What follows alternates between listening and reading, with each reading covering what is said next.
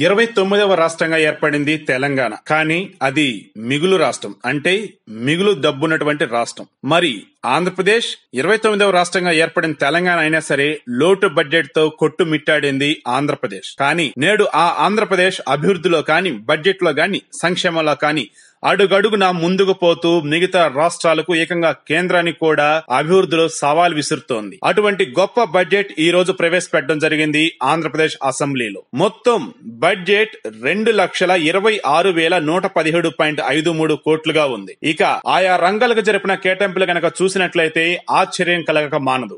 ఎందుకంటే ఏ ఒక్క రంగాన్ని కూడా ఇక్కడ విస్మరించలేదు. ప్రతి రంగానికి కేటాయింపులు జరుపుతూ ప్రతి వ్యక్తి ప్రభుత్వ ఫలాలు పొందే విధంగా ఈ బడ్జెట్ రూపకల్పన చేశారు. అందులో వ్యవసాయ రంగానికి 12,032.97 కోట్లు, పశు సంవర్ధక మత్స్య శాఖకు 2,030.87 కోట్లు, బీసీ సంక్షేమానికి 8,242.64 కోట్లు, ఉన్నత విద్యకి 3,171.63 కోట్లు, ప్రాథమిక విద్యకి 22,783.37 కోట్లు, పౌర సరఫరాలకి 3,763.42 కోట్లు, రైతుల్ని ఆదుకునేందుకు మరో వినూత్న పథకం అన్నదాత సుఖీభవకు 5,000 కోట్ల రూపాయలు. ఇక పర్యావరణం అటవీ శాఖకు 491.93 కోట్లు, హోంశాఖకు 6,397.94 కోట్లు, గృహ నిర్మాణ శాఖకు 4,079.10 కోట్లు, వైద్య శాఖకు 10,032.15 కోట్లు, మైనారిటీ సంక్షేమానికి 1,308.73 కోట్లు,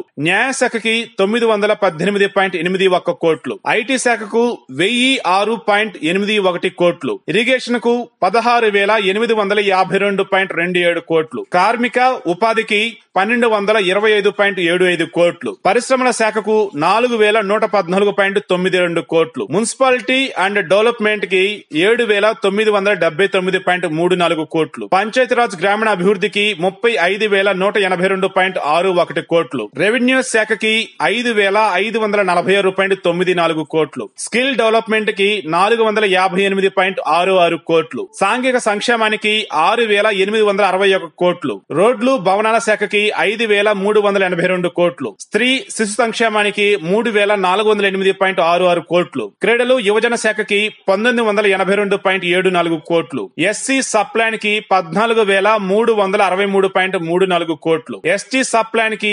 5,385.31 కోట్లు, ఇళ్ల స్థలాల సేకరణకి 500 కోట్లు, చిన్న పరిశ్రమల ప్రోత్సాహకాలకి 400 కోట్లు, డ్రైవర్ల సాధికారిక సంస్థకి 150 కోట్లు, క్షత్రియుల సంక్షేమానికి 50 కోట్లు, ధరల స్థిరీకరణ నిధికి 1000 కోట్లు, వ్యవసాయ ఆధునికీకరణకి 300.17 కోట్లు, విత్తనాభివృద్ధికి 200 కోట్లు, ఉద్యానవన శాఖకి 124 కోట్లు, పసుపు కుంకుమ కింద 4,000 కోట్లు, చంద్రన్న భీమా 354.02 కోట్లు, అన్నా క్యాంటీన్లు 300 కోట్లు, చంద్రన్న పెళ్లి కానుక 428.47 కోట్లు, ఇమామక మౌజన్ 100 కోట్లు, బ్రాహ్మణ కార్పొరేషన్ కి 100 కోట్లు, వైశ్య కార్పొరేషన్ కి 50 కోట్లు, వృద్ధులు వితంతువుల పెన్షన్లకి 10,401.05 కోట్లు, వికలాంగుల పెన్షన్లకి 2,133.62 కోట్లు, డప్పు కళాకారుల పెన్షన్లకి 108 కోట్లు, ఎయిడ్స్ రోగుల పెన్షన్లకి 100 కోట్లు, చేనేత రంగానికి 225 కోట్లు, రాజధాని ల్యాండ్ పూలింగ్ కు సంబంధించి 226 కోట్లు, ఎన్ఆర్ఈజీఎస్ కి 1000 కోట్లు,